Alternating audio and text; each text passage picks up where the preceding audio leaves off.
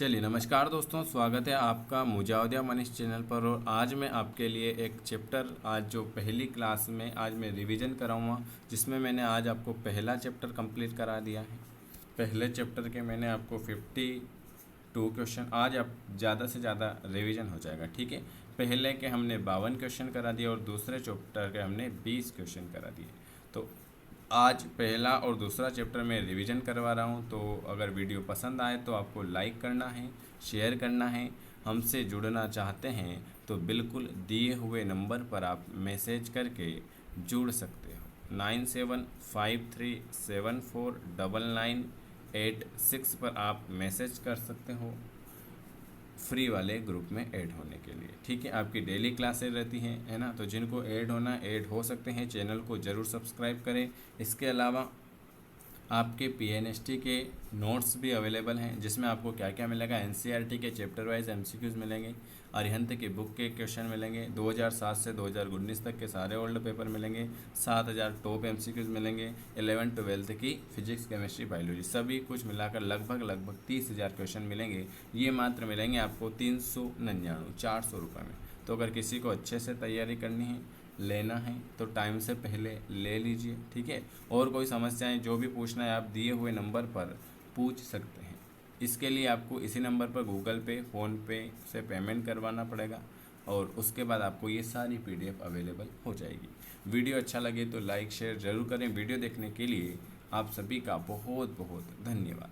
नमस्कार दोस्तों, स्वागत है आप सभी का एक और न्यू चैनल पर, जिस पर मैंने आपको 1 से 14 तक बायोलॉजी के सारे क्वेश्चन रिकॉर्डेड वीडियो में आपको मिल जाएंगे। तो जो नया है ना, वो इस चैनल को सब्सक्राइब कर लेना। ये एक और नया चैनल है। आपकी जो डेली क्लास होती है वो होती है मुजावदिया मनीष चैनल पर, है ना। तो वो मैंने ये 14 चैप्टर तक कंप्लीट करा चुके हैं। तो जो बाकी रह गया था उनके लिए मैंने रिकॉर्डेड वीडियो एक और नए चैनल पर बनाया है, तो इसको आप ज़रूर सब्सक्राइब करें। चलिए, तो पहला चैप्टर आपका है जीव जगत का। इसमें हम करेंगे सारे क्वेश्चन जितने भी हैं, ठीक है। ये एनसीईआरटी के क्वेश्चन है, इनको करना बहुत ज़रूरी है। चलिए, पहला क्वेश्चन आपके सामने लिखा हुआ है कि स्थिर जाति संकल्पना किसने प्रस्तुत की थी। तो पहला क्वेश्चन है कि स्थिर जाति संकल्पना किसने दी थी। तो आप सभी का बिल्कुल सही आ जाएगा, केरोलस लिनियस ने। कब? केरोलस लिनियस ने 1758 में क्या किया था। केरोलस लिनियस ने 1758 में नामकरण की द्विपद्धति का नामांकरण किया था। तो स्थिर जाति संकल्पना किसने दी थी? तो ये दी थी लिनियस ने। दूसरा क्वेश्चन लिखा हुआ है, न्यू वर्गीकी शब्द का उपयोग सबसे पहले किसने किया। दूसरे नंबर का क्वेश्चन है कि न्यू वर्गीकी शब्द का उपयोग सबसे पहले किसने किया था। बिल्कुल सही। तो न्यू वर्गीकी शब्द का सबसे पहले प्रयोग जो किया था जूलियस हेक्सले ने किया था। किसने किया था? जूलियस हेक्सले ने किया था।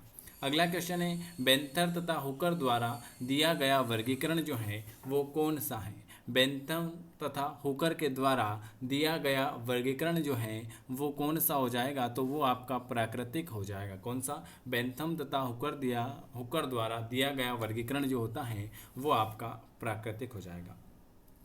अगला क्वेश्चन लिखा हुआ है, वर्गीकरण की कृत्रिम पद्धति सर्वप्रथम किसने दी थी। वर्गीकरण की कृत्रिम पद्धति सबसे पहले Linnaeus, de Candolle, Pliny the elder या बेंथर तथा हुकर। तो बिल्कुल सही जवाब है, वर्गीकरण की कृत्रिम पद्धति जो है वो प्लिनी द एडलर भाई साहब द्वारा दी गई थी। चलिए, अगला क्वेश्चन लिखा हुआ है 5वें नंबर का, लिनियस द्वारा उपयोग की गई वर्गीकरण की पद्धति कौन सी थी। मैंने आपको 15 चैप्टर करवा दिए थे, वे वापस से जो नए हैं उन सभी के लिए 1 से 15 तक रिकॉर्डेड वीडियो मिल जाएंगे आपको, ठीक है। तो इस वाले चैनल को जरूर सब्सक्राइब करें। लिनियस द्वारा उपयोग की गई वर्गीकरण की पद्धति होती है कृत्रिम पद्धति होगी। अगला क्वेश्चन है, लिनियस ने नामकरण की एक पद्धति का विकास किया जिसे आप क्या कहते हो। क्वेश्चन लिखा हुआ है कि लिनियस ने नामकरण की एक पद्धति का विकास किया जिसे आप क्या कहते हो। तो जिसे हम आप सभी को अभी बताया, केरोलस लिनियस ने द्विनाम पद्धति का विकास किया था। चलिए, अगला क्वेश्चन है, टेक्सोनोमी या वर्गीकरण की आधारभूत इकाई या सबसे छोटी इकाई कौन सी है, बताइए।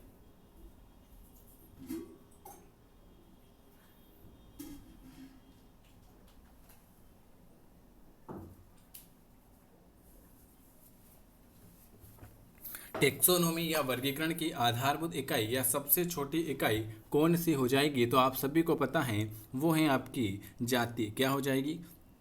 जाति हो जाएगी। चलिए अगला क्वेश्चन है, एक टेक्सान जो होता है वो किसके बराबर होता है? एक टेक्सान जो होता है संबंधित परिवार के समूह के बराबर, संबंधित जाति के समूह के बराबर, एक प्रकार के जीवित जीव के बराबर, या किसी भी रैंक के टेक्सान के बराबर। तो आप सभी को पता है कि एक टेक्सान जो होता है वो किसी भी रैंक के टेक्सान के समूह के बराबर हो जाएगा। चलिए 9वें नंबर का क्वेश्चन लिखा हुआ है, ये रहा। मानव में सुधार के लिए, क्या? मानव में सुधार के लिए आनुवंशिक सिद्धांतों का अनुप्रयोग क्या कहलाता है?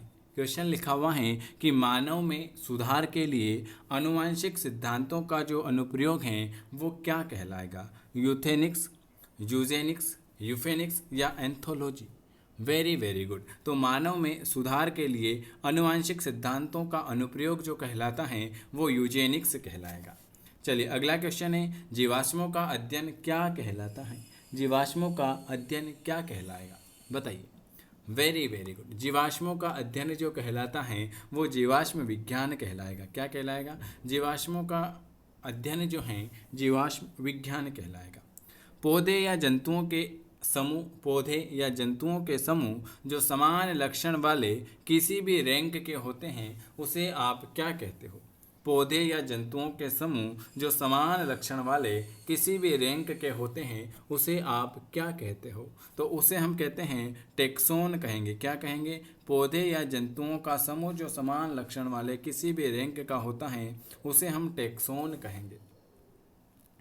आधुनिक समय में वर्गीकरण का सबसे मुख्य आधार जो है वो क्या है? आधुनिक समय में वर्गीकरण का सबसे मुख्य आधार जो है वो क्या है? Very very good.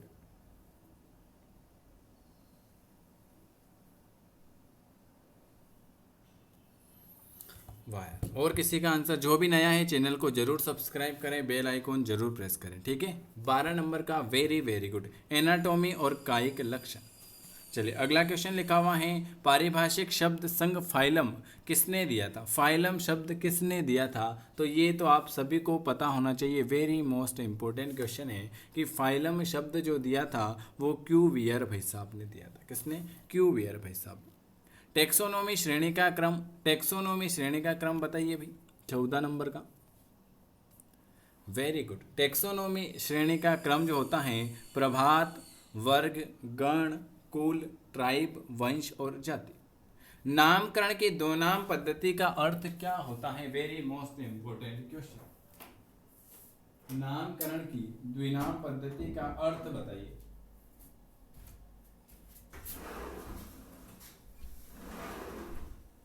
वाह, बिल्कुल सही जवाब आ रहे हैं आपके। नामकरण की द्विनाम पद्धति का अर्थ जो होगा वो हो जाएगा, तो 15 नंबर का जो हो जाएगा वो हो जाएगा आपका बी, कि द्विनाम पद्धति का अर्थ होता है एक वैज्ञानिक नाम और वंश तथा जाति से बना होता है। चलिए अगला क्वेश्चन पर बढ़ जाते हैं। 16 नंबर का क्वेश्चन लिखा हुआ है, लिनियस को किसके लिए क्रेडिट मिला था? तो आप सभी को पता है कि लिनियस को द्विनाम पद्धति के लिए क्रेडिट मिला था। चलिए अगला क्वेश्चन लिखा हुआ है कि द्विनाम पद्धति किसके द्वारा शुरू की गई थी? तो द्विनाम पद्धति कैरोलस लिनियस ने। जाति क्या है? तो जाति क्या है भाई बताइए। 18 नंबर का क्वेश्चन, जाति क्या है?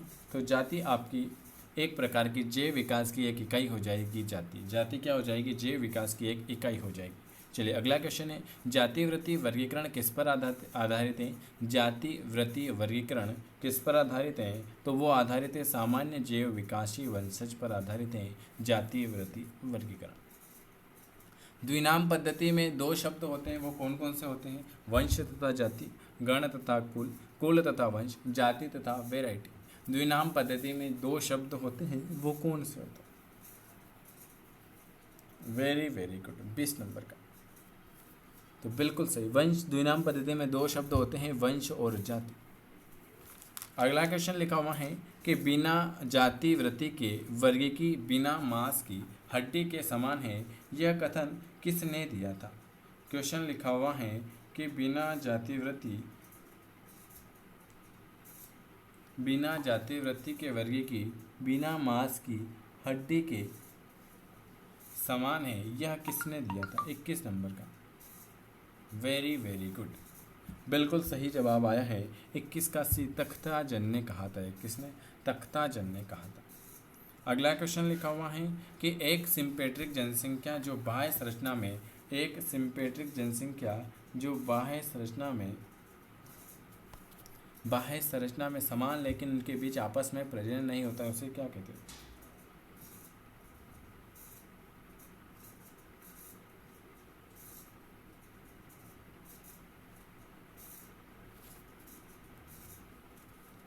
Very very good. एक सिम्पेट्रिक जनसंख्या जो बाह्य संरचना में समान है लेकिन उनके बीच आपस में प्रजनन नहीं होता है, उसे जो हम कहेंगे उसे हम सिबलिंग जाति कहेंगे। कौन सी जाति कहेंगे? सिबलिंग जाति कहेंगे। 5 संघ के वर्गीकरण पद्धति में, 5 संघ के वर्गीकरण पद्धति में किसी भी एक संघ में नीले हरे शैवाल, क्या लिखा हुआ है? 5 संघ के वर्गीकरण पद्धति में किसी भी एक संघ में नीले हरे शैवाल, नाइट्रोजन स्थिरीकरण जीवाणु तथा मिथेनोजैक आर्की जीवाणु आते हैं, उन्हें आप क्या कहते हैं? तो उन्हें हम मोनेरा कहेंगे। क्या कहेंगे? ऑप्शन डी वाला।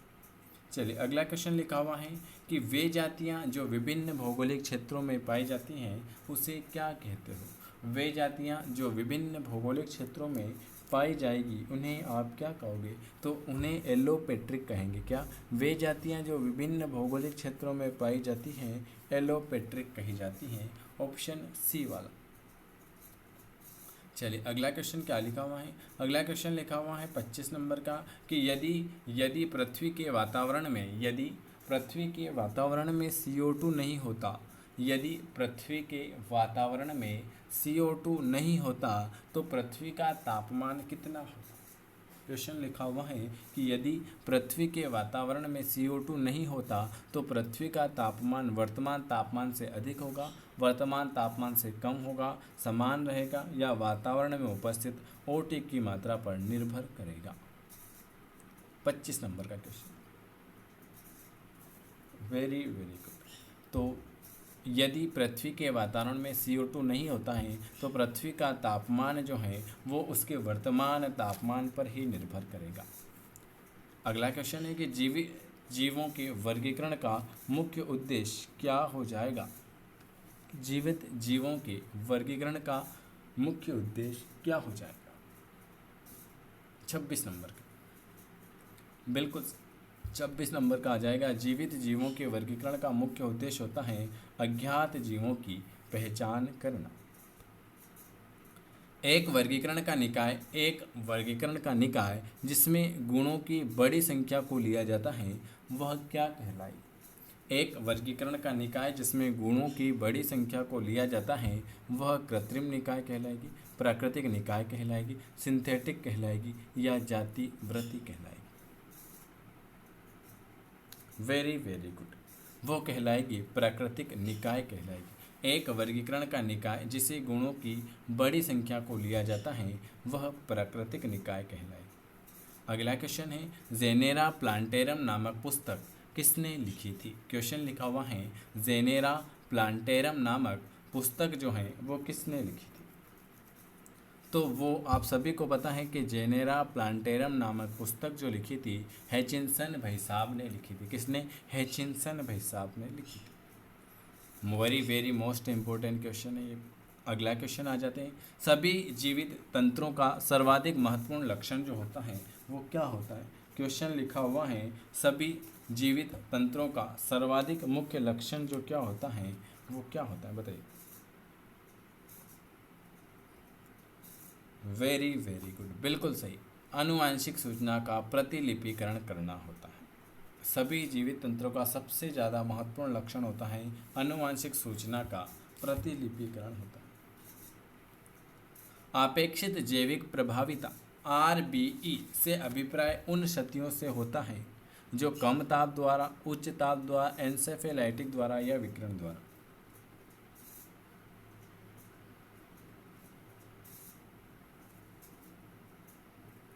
अपेक्षित जैविक प्रभाविता RBE से अभिप्राय उन क्षतियों से होता है जो आप सभी को पता है, जो विकिरण द्वारा होता है। किसके द्वारा? विकिरण के द्वारा होता है। अगला क्वेश्चन लिखा हुआ है, फोटोलिथोट्राप्स के लिए क्या सत्य है? फोटोलिथोट्राप्स के लिए क्या सत्य हो जाएगा?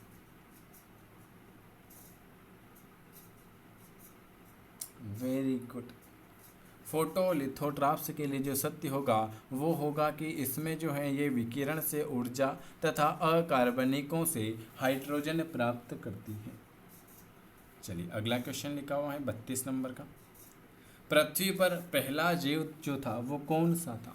साइनोबैक्टीरिया, रसायन परपोषी, स्वपोषी या प्रकाश स्वपोषी? पृथ्वी पर पहला जीव जो था वो कौन सा था? तो पृथ्वी पर जो पहला जीव था ना, वो आप सभी को पता होना चाहिए कि वो जो था वो रसायन स्वपरपोषी था।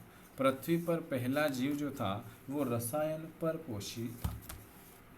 अगला क्वेश्चन लिखा हुआ है कि वंश की तुलना में कौन सा लक्षण कम सामान्य है? वंश की तुलना में कौन सा लक्षण कम सामान्य हो जाएगा? जाति, वर्ग, कुल या प्रभाव?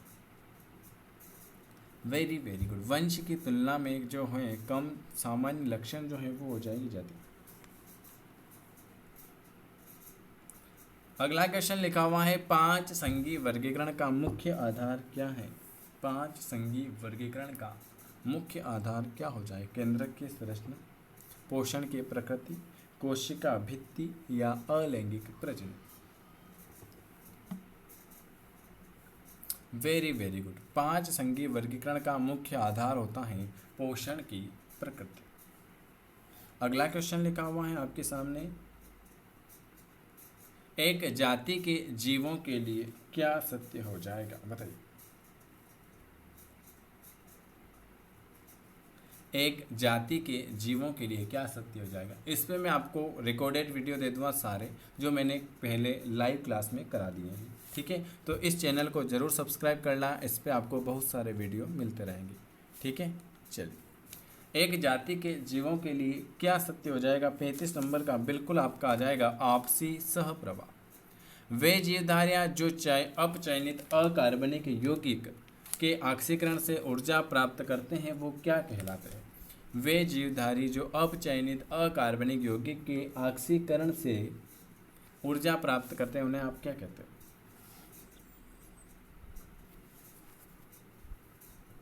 36 नंबर का, उसे हम रसायन स्वपोषी कहेंगे। क्या? वे जीवधारी जो अपचयनित अकार्बनिक यौगिक से ऑक्सीकरण से ऊर्जा प्राप्त करते हैं रसायन स्वपोषी कहलाएंगे। 37 का, फिनेटिक वर्गीकरण निम्न में से किस पर आधारित है? क्वेश्चन लिखा हुआ है, फिनेटिक वर्गीकरण निम्न में से किस पर आधारित है? लैंगिक लक्षण पर, जीवित जीवों के पूर्वजों की लाइनेज पर, जीवित जीवों के बाह्य लक्षण पर या DNA के लक्षण पर आधारित डोंटोग्राम पर? फिनोटिक वर्गीकरण किस पर आधारित है? 37 नंबर का, वेरी वेरी गुड। वो आधारित है लैंगिक लक्षण पर। क्या? फिनोटिक वर्गीकरण जो आधारित है वो आपका लैंगिक लक्षण पर आधारित होगा। अगला क्वेश्चन लिखा हुआ है, जैव वर्गीकी का मुख्य उद्देश्य क्या है? जैव वर्गीकी का मुख्य उद्देश्य क्या हो जाएगा? कोशिका लक्षण के आधार पर जीवों की पहचान तथा वर्गीकरण में उसका स्थान, बाह्य संरचना के लक्षण के आधार पर जीवों का वर्गीकरण, जीवों के विभिन्न टैक्सा की सीमा निर्धारित करना या जीवों का वर्गीकरण जैव विकास के इतिहास के आधार पर और अध्ययन के सभी क्षेत्रों के पैरामीटर के आधार पर उसका फाइलोजी स्थापित करना।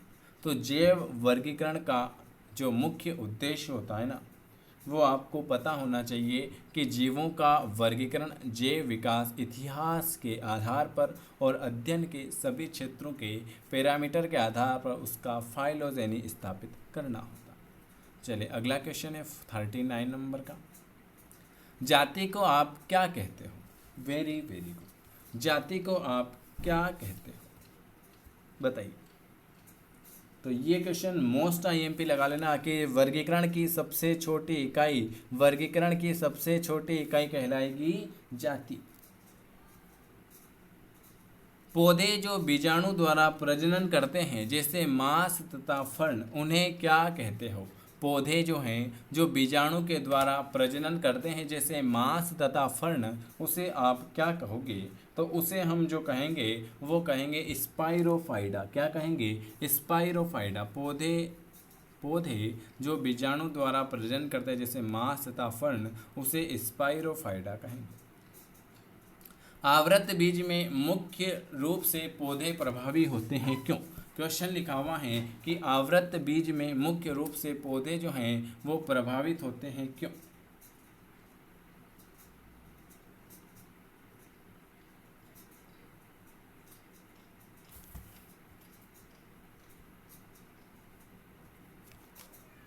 Very very good. इसलिए प्रभावित होते हैं क्योंकि इसमें विभिन्न आवासों में अनुकूल की क्षमता होती है। अगला क्वेश्चन क्या लिखा हुआ है? अगला क्वेश्चन आपके सामने लिखा हुआ है कि निम्न में से कौन एक प्रजाति के लिए सही नहीं हो जाएगा? प्रजाति के लिए कौन सा सही नहीं हो जाएगा, बताइए। बिल्कुल सही। ये जो होता है ये एक प्रजाति की आबादी में जीन प्रवाह नहीं होता, इसलिए ये प्रजाति के लिए बिल्कुल गलत हो जाएगा। एक प्रजाति के सदस्य में अंत प्रजनन हो सकता है, सही है। प्रत्येक प्रजाति अन्य प्रजातियों से प्रजनात्मक रूप से पृथक होती है, ये भी सही है। एक प्रजाति के सदस्यों के बीच विभिन्नता होती है, ये भी सही है। लेकिन बी वाला गलत हो जाएगा। जैविक संगठना किस स्तर से प्रारंभ होती है? जैविक संगठना जो है वो किस स्तर से प्रारंभ होगी? 43। Very very good. जैविक संगठना जो है उप सूक्ष्मदर्शी आणविक स्तर से प्रारंभ हो जाएगी। उप सूक्ष्मदर्शी आणविक स्तर से प्रारंभ हो जाएगी। सजीव जीवों को निर्जीव वस्तुओं से निरुपाद रूप में उनकी किस क्षमता के आधार पर अलग पहचाना जा सकता है? क्वेश्चन लिखा हुआ है कि सजीव जीवों को निर्जीव वस्तुओं से निरुपाद रूप में उनकी किस क्षमताओं के आधार पर उन्हें अलग पहचाना जा सकता है, बताइए। 44।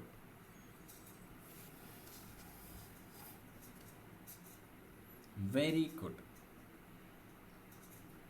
बिल्कुल सी वाला, जनन के कारक। चलिए अगला क्वेश्चन लिखा हुआ है, वेरी मोस्ट इंपॉर्टेंट क्वेश्चन है। आईसीबीएन का पूरा नाम क्या होगा? आईसीबीएन का पूरा नाम बताना है, बताइए। आईसीबीएन का पूरा नाम बताओ। आईसीबीएन का पूरा नाम होता है international code of botanical nomenclature. ICBN का पूरा नाम होता है international code of botanical nomenclature. अगला क्वेश्चन है, बीज स्वभाव के विकास में, क्या बीज स्वभाव के विकास में निम्न में से कौन सी एक चीज महत्वपूर्ण मानी जाती है? क्या क्वेश्चन लिखा हुआ है, बीज स्वभाव के विकास में निम्न में से ऐसे कौन सी चीज हैं जो एक महत्वपूर्ण मानी जाएगी? वेरी गुड, विषम बीजाणु। क्या? विषम बीजाणु। अगला क्वेश्चन लिखा हुआ है कि निम्नलिखित में से कौन सा एक प्राणी अपनी विशिष्ट नाम से दी गई वर्गीकरण श्रेणी में सही मिलाया गया है?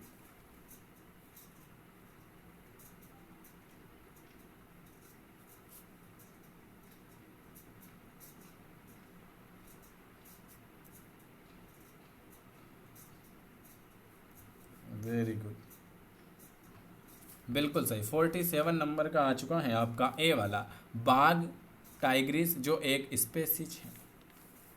निम्नलिखित में से वह कौन सा एक पहलू है जो मात्र सजीव वस्तुओं में ही पाया जाता है? 48 नंबर का।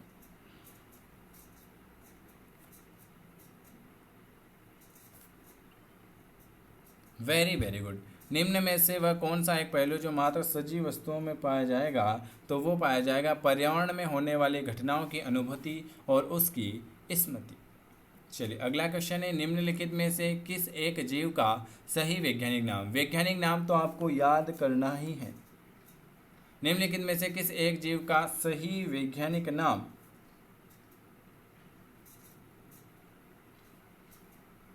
सही वैज्ञानिक नाम जो नामकरण के अंतर्राष्ट्रीय नियम के अनुसार सही छापा गया है। 49 का वेरी गुड, बी वाला हो जाएगा। कौन सा? बी वाला हो जाएगा, एक प्रोटोजोआ रोजक जिसमें सबसे ज़्यादा गंभीर प्रकार की मलेरिया है। ठीक है, चलिए अगला क्वेश्चन क्या लिखा हुआ है, 50 नंबर पर आ जाता है। निम्नलिखित में से कौन सा सही नहीं है, इनमें से आपको बताना है कौन सा सही नहीं है, कौन सा सही नहीं। तो देखो, वानस्पतिक उद्यान संदर्भ के लिए जीवित पादपों का संग्रहण बिल्कुल सही है। कुंजी नमूनों के पहचानने के लिए एक वर्गीकृत की सहायता होती है, ये भी सही है। पादपालय में शुष्कीकृत प्रेस निकाय किए जाते हैं, ये भी सही है। लेकिन संग्रहालय पादप और जंतुओं की तस्वीर का संग्रहण करना ये आपका गलत हो जाएगा। नाम पद्धति कुछ विशेष सार्वजनिक मान्य नियमों द्वारा दिया गया है, निम्नलिखित में कौन सा एक कथन है जो नाम पद्धति नियम के विरुद्ध है, 51। Very good. जैविक नाम को किसी भी भाषा में लिखा जा सकता है, ये इसके बारे में बिल्कुल गलत है। जैविक नाम में पहला शब्द वंश अभी बताया था और दूसरा जाति होता है, ये तो सही है। नाम को लैटिन भाषा में और देशी अक्षर में लिखते हैं, ये भी सही है। नाम को जब हाथ से लिखते हैं तो उसे रेखांकित किया जाता है, ये भी सही है। लेकिन ऑप्शन ए वाला आपका बिल्कुल गलत आ जाएगा। बड़े आकार के जंतुओं के मुकाबले में छोटे आकार के जंतुओं के लिए पहाड़ी पर चढ़ना आसान होता है, क्यों, बताइए।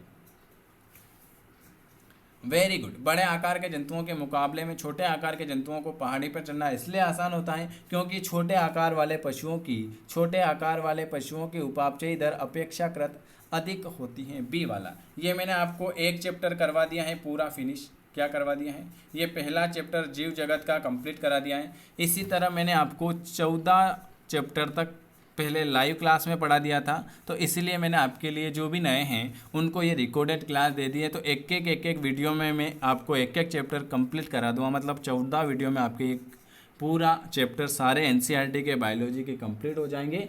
तो आप कल से लाइव क्लास में 15 नंबर का चैप्टर देख सकते हो, ठीक है। जो नया है चैनल को, ये नया चैनल है तो सभी को इसको सब्सक्राइब करना है, ठीक है। और जो ऐड होना चाहते हैं, ऐड हो गए होंगे, इस नंबर पर भले मैसेज कर देना है, ठीक है। वीडियो देखने के लिए आप सभी का बहुत बहुत धन्यवाद। आपको डेली फ्री क्लास मिलती है ना। जिनको नहीं मिले वो मैसेज कर सकते हैं। चलिए, वीडियो देखने के लिए आप सभी का धन्यवाद। चलिए, नमस्कार दोस्तों, आज मैं आपके लिए लेकर आया हूँ क्लास दूसरी। इससे पहले मैंने आपको एक क्लास करवा दी थी एक न्यू चैनल पर, है ना। तो ये दूसरी क्लास है। इस तरह से हम डेली एक वीडियो अपलोड कर जहाँ तक आप जो पुराने स्टूडेंट हैं वहाँ तक हम आपको ले कर चलेंगे। तो मैंने आपके बायोलॉजी के 15 क्वेश्चन करा दिए थे, 15 चैप्टर, ठीक है। तो 1 से 14 तक अगर किसी ने नहीं देखे हैं तो ये वीडियो आप आराम से रिकॉर्डेड देख सकते हो, ठीक है। इस चैप्टर में कितने क्वेश्चन रहेंगे वो भी बता देता हूँ। इस चैप्टर में रहेंगे आपके, ये चल रहा है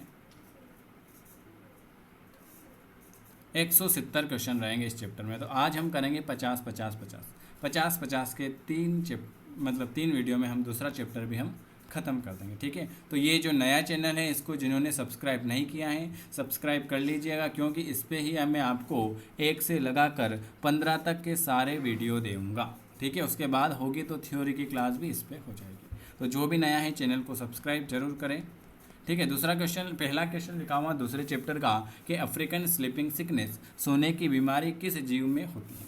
तो ये तो आप सभी को पता है कि सोने की बीमारी किस में होती है। तो सोने की बीमारी बताइए। सोने की बीमारी जो होती हैं वो टिप्रेनोसोमा ग्रेम्बियस में होती है। किस में होती है, टिप्रेनोसोमा ग्रेम्बियस में हो जाएगी अफ्रीकन स्लीपिंग सिकनेस, सोने की बीमारी। दूसरा क्वेश्चन क्या लिखा हुआ है, स्लीपिंग सिकनेस की बीमारी का वाहक कौन सा है। दूसरा क्वेश्चन क्या लिखा हुआ है, यहाँ पर हम जल्दी जल्दी क्वेश्चन आंसर कंप्लीट करेंगे। स्लीपिंग सिकनेस बीमारी का वाहक कौन सा है, तो वो भी आपको पता है, वो है आपका सैंड फ्लाई, मतलब सी मक्खी, रेत सैंड फ्लाई। टिप्रेनोसोमा किस वर्ग में आएगा भाई, तीसरे नंबर का क्वेश्चन, टिप्रेनोसोमा किस वर्ग में आएगा।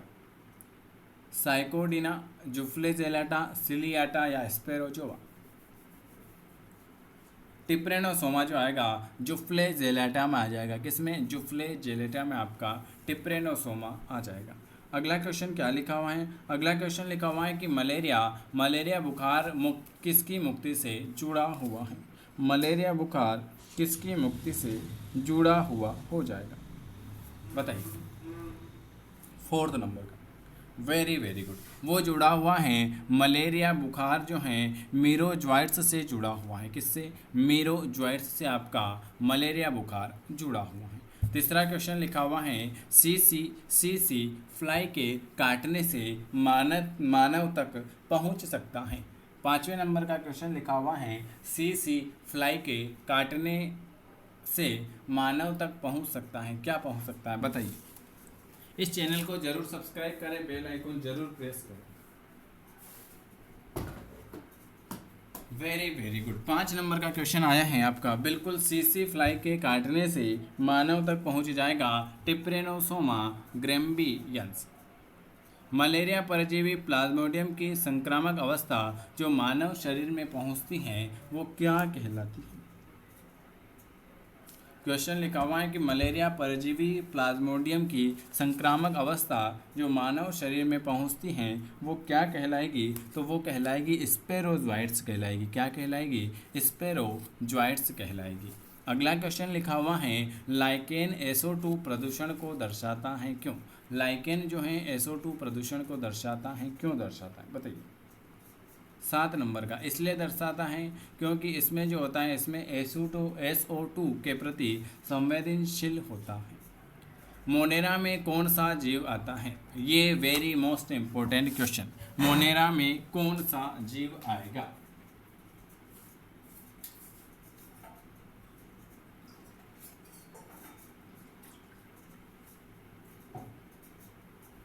Very good. कि सर मोनेरा में जो आ जाएगा, मोनेरा में आपका आ जाएगा इस्रेशिया। क्या इस्रेशिया जो होता है मोनेरा में आएगा। चलिए अगला क्वेश्चन लिखा हुआ है, ग्राम पॉजिटिव प्लस तथा ग्राम नेगेटिव माइनस जीवाणु में जो मुख्य अंतर होता है वो किसका होता है? ग्राम पॉजिटिव प्लस तथा ग्राम नेगेटिव माइनस जीवाणु में मुख्य अंतर जो होगा वो किसका हो जाएगा? तो वो आप सभी को पता है 9 नंबर का क्वेश्चन, वो हो जाएगा कोशिका भित्ति का हो जाएगा। किसका? कोशिका भित्ति का हो जाएगा। पैरामीशियम में आनुवंशिक सूचना किस में होती है? पैरामीशियम में आनुवंशिक सूचना किस में होती है? Very very good. पैरामीशियम में आनुवंशिक सूचना जो होगी सूक्ष्म केंद्रक में हो जाएगी। किसमें? सूक्ष्म केंद्रक में हो जाएगी आपकी। चलिए अगला क्वेश्चन पर बढ़ जाते हैं। अगला क्वेश्चन क्या लिखा हुआ है, प्रोटिस्का में क्या आते हैं? प्रोटिस्का में क्या आते हैं? विषमपोषी, रसायन विषमपोषी, स्वपोषी या इनमें से कोई भी नहीं। प्रोटिस्का में आपके क्या आते हैं? तो प्रोटिस्का में आपके ये सभी आएंगे, विषम, रसायन, स्वपोषी, यह सभी आपके प्रोटिस्का में आ जाएंगे। टिप्रेनोसोमा के बारे में क्या गलत है? टिप्रेनोसोमा के बारे में क्या सही है?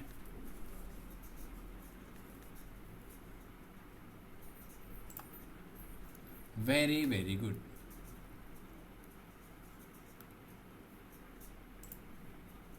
टिप्रेनोसोमा के बारे में क्या सत्य हो जाएगा? Very good. बहुरूपी होता है। क्या होता है? बहुरूपी होता है। अमीबेसिया आमतिसार को किससे रोका जाता है? आमतिसार को किससे रोका जाता है?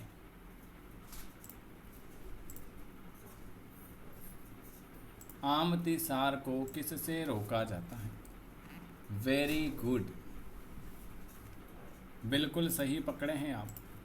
आमतिसार को हम रोक सकते हैं, वो रोक सकते हैं संतुलित आहार खाकर। अगला क्वेश्चन क्या लिखा हुआ है आपके सामने, प्लाज्मोडियम किस वर्ग में आता है? प्लाज्मोडियम किस वर्ग में आएगा?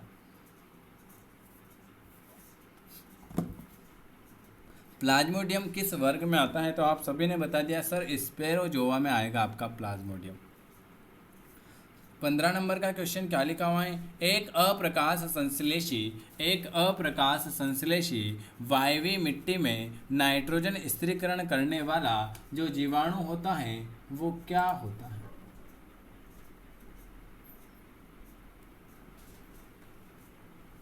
Very very good.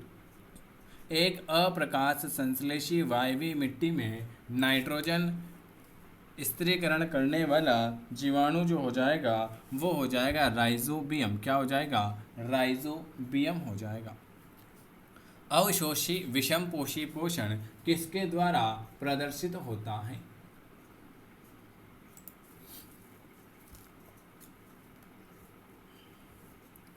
अवशोषी विषमपोषी पोषण किसके द्वारा प्रदर्शित होता है? 16 नंबर का, वेरी वेरी गुड, वो होता है कवक के द्वारा। किसके द्वारा? कवक के द्वारा।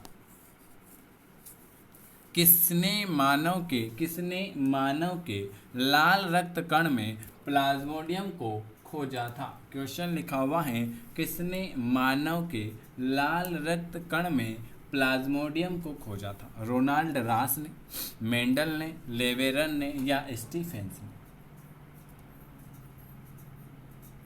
वेरी वेरी गुड, सी वाला आ जाएगा, लेवेरेंस ने खोजा था। अगला क्वेश्चन क्या लिखा हुआ है आपके सामने।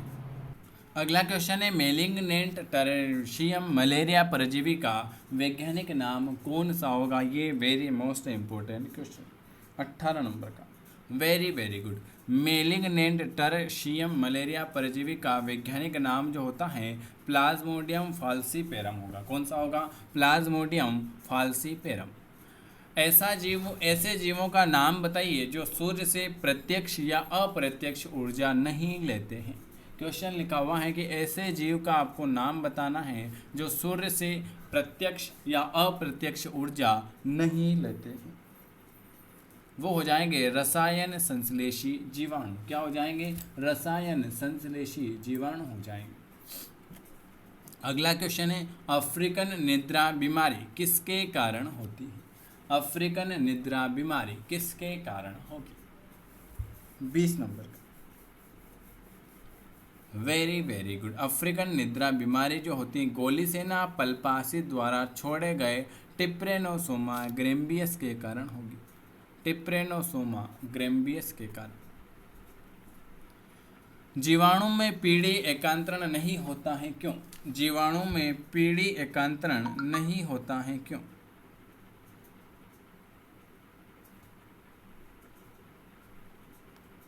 वेरी वेरी गुड, 21 नंबर का क्वेश्चन बिल्कुल आपका सही आया है कि जीवाणुओं में पीढ़े का एकांतरण इसलिए नहीं होता है क्योंकि इसमें न तो सिनगेमी होता है और न ही इसमें अर्धसूत्री विभाजन होता है। 22 नंबर का क्वेश्चन लिखा हुआ है कि अमीबा में तथा पैरामीशियम में जल का संतुलन किसके द्वारा होता है। क्वेश्चन लिखा हुआ है अमीबा में तथा पैरामीशियम में जल का संतुलन किसके द्वारा होगा। 22 नंबर का बिल्कुल सही, संकुचनशील रसधानी के द्वारा होता है। अमीबा में तथा पैरामीशियम में जल का संचलन जो होता है संकुचनशील रसधानी के द्वारा होगा। प्लाज्मोडियम वाइवेक्स मलेरिया परजीवी के जीवन चक्र का वह भाग है जो मादा एनाफिलिज में होता है, उसे आप क्या कहोगे? लैंगिक जीवन चक्र कहोगे, पूर्व रक्त साइजोगेमी कहोगे, बाह्य रक्त साइजोगेमी कहोगे, पश्च लाल रक्त कण साइजोगेमी कहोगे? बताइए। 23 नंबर का। वेरी वेरी गुड, उसे हम कहेंगे लैंगिक जीवन चक्र कहेंगे। चलिए अगला क्वेश्चन क्या लिखा हुआ है आपके सामने। अगला क्वेश्चन है कि वे जीव जो वायु में SO2 प्रदूषण को प्रदर्शित करता है वो क्या कहलाता है। वे जीव जो वायु में SO2 प्रदूषण को प्रदर्शित करेगा उसे मास कहेंगे, लाइकेन कहेंगे, मशरूम कहेंगे या पफबाल कहेंगे। बताइए। उसे हम कहेंगे लाइकेन। वे जीव जो वायु में SO2 प्रदूषण को प्रदर्शित करते हैं उन्हें हम कहेंगे lichen.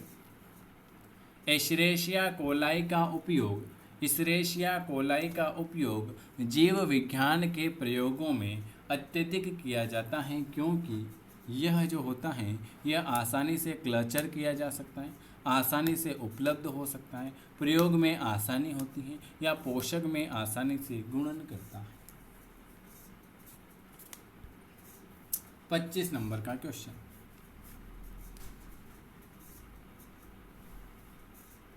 Very very good, Escherichia coli का उपयोग जीव विज्ञान के प्रयोगों में अत्यधिक किया जाता है क्योंकि इसमें जो है इसे हम आसानी से कल्चर कर सकते हैं।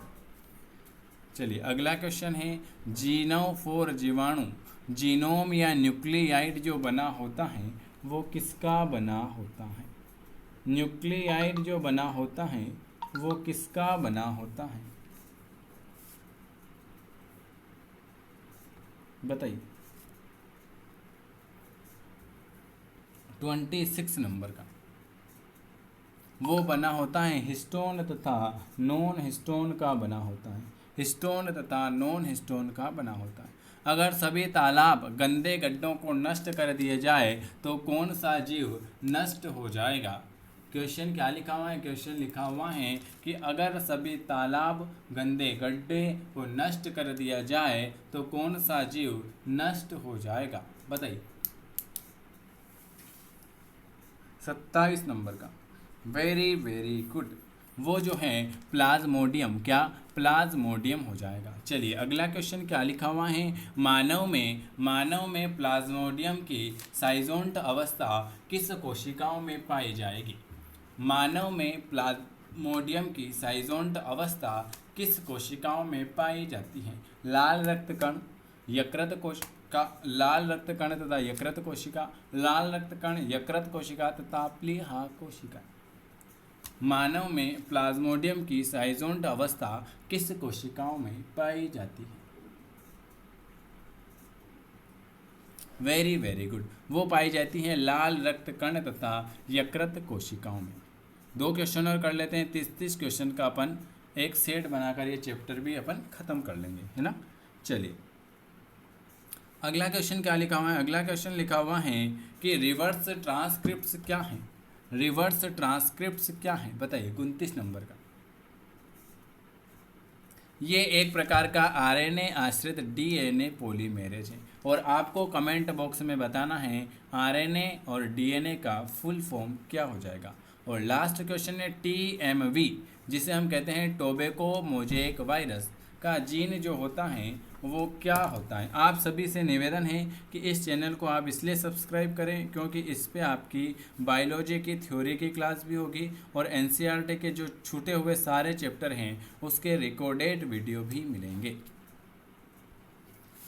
टोबैको मोज़ेक वायरस टीएमवी का जो जीन हो जाएगा वो आपका 30 नंबर का हो जाएगा, बी वाला, एक धागे वाला आरएनए।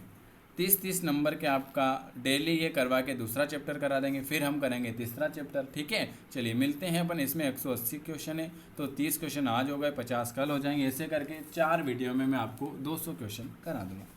वीडियो देखने के लिए आप सभी का धन्यवाद। लाइक शेयर सब्सक्राइब जरूर करें।